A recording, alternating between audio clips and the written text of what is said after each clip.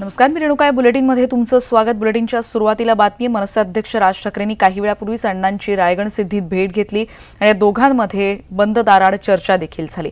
या भेटीत त्यांनी अण्णांच्या उपोषणाला एकीकडे पाठिंबा दिलाय, त्याचबरोबर ढोंगी माणसांसाठी आपल्या जीवाची बाजी लावू नका असं त्यांनी म्हटलंय.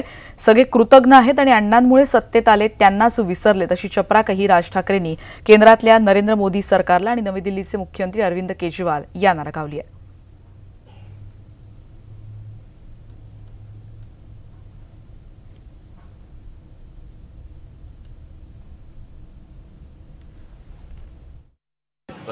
माझं आणि अण्णांचं काय बोलणं झालं सगळंच काही नाही सांगता येणार, परंतु त्यातल्या थोडक्यात माझ्याकडचा मुद्दा मी सांगतो.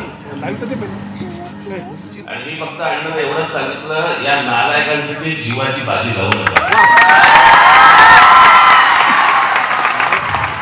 हे अत्यंत खोटारडे ढोंगी माणसाची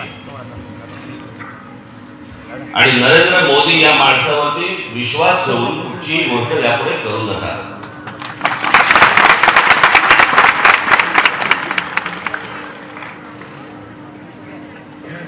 हे आज जे सत्तेवरती बसलेले आहेत मोदी आणि त्यांचे सगळे सहकारी, हे सत्तेवरती एकाच गोष्टींसाठी बसले आणि ते म्हणजे अण्णांचं आंदोलन.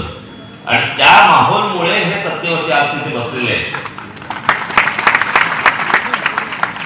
आज खरं तर केजरीवाल इकडे यायला पाहिजे होतं.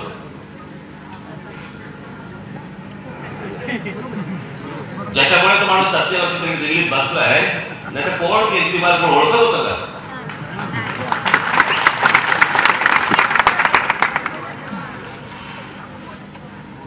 परंतु ही सगळी कृतज्ञ माणसं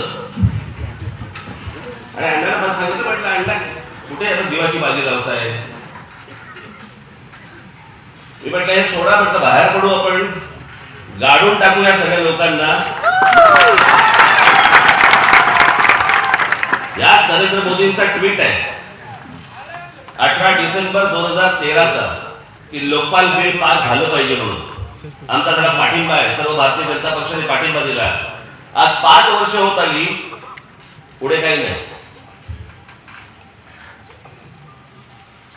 याच लोकपालासाठी म्हणून काँग्रेसला शिव्या घालणारे हे भाजपवाले, हे मोदी आज काय करतात? आज काही नाही.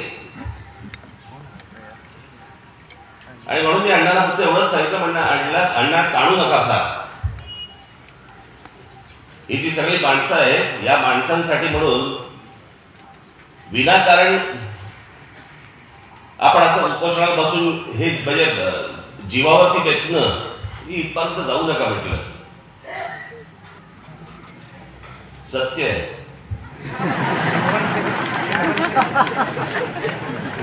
आता माझ्या वाक्याला तो शिकतात, मी काय करणार? परंतु लवकरच खऱ्या अर्थाने अण्णांच्या या आंदोलनात चांगले दिवस या देशाला येतील, एक अशी आशा अपेक्षा नक्की बाळगूया. बाकी अण्णा समर्थ आहेत, त्यांचा तो काय जो निर्णय घ्यायचा आहे त्यासाठी म्हणून. आणि आपण सगळेजण आहातच. मी फक्त एवढंच सांगेन की महाराष्ट्र नवनिर्माण सेना या माझ्या पक्षातर्फे मी अण्णा हजारेंना संपूर्णपणे पाठिंबा जाहीर करतोय.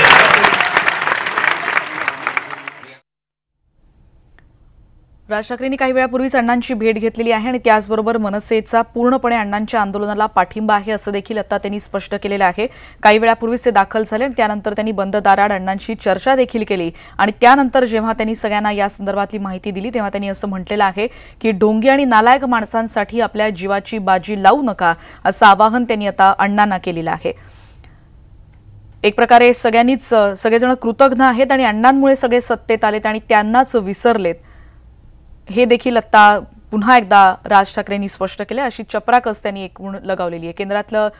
केंद्रातलं सरकार आणि त्याचबरोबर नवी दिल्लीचे मुख्यमंत्री अरविंद केजरीवाल यांच्यावर देखील त्यांनी टीका केली आणि त्यांनी असं म्हटलंय की ज्यांच्यामुळे केजरीवाल सत्तेत आले, ज्या आंदोलनाच्या पार्श्वभूमीवर इतकं मोठं सरकार त्यांना यश मिळालं इतकं मोठं, आणि या सगळ्या पार्श्वभूमीवर अण्णा जेव्हा आंदोलनाला बसतायत, उपोषण जेव्हा अण्णा करतायत, मोठ्या महत्त्वाच्या मागण्यांसाठी लोकपाल असेल आणि त्याचबरोबर शेतकऱ्यांचा देखील प्रश्न असेल, जिथून तुमची सुरुवात झाली त्या अण्णांना विसरू नका आणि केजरीवाल यांनी देखील अण्णांना भेटण्यासाठी इथे यायला हवं होतं असं देखील आता राज ठाकरेंनी म्हटलेलं आहे.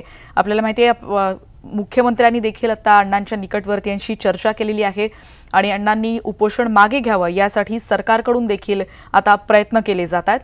गिरीश महाजन कालच अण्णांना भेटून गेलेले होते आणि आता पुन्हा एकदा गिरीश महाजन आज अण्णांची भेट घेणार आहेत अशी माहिती कळते।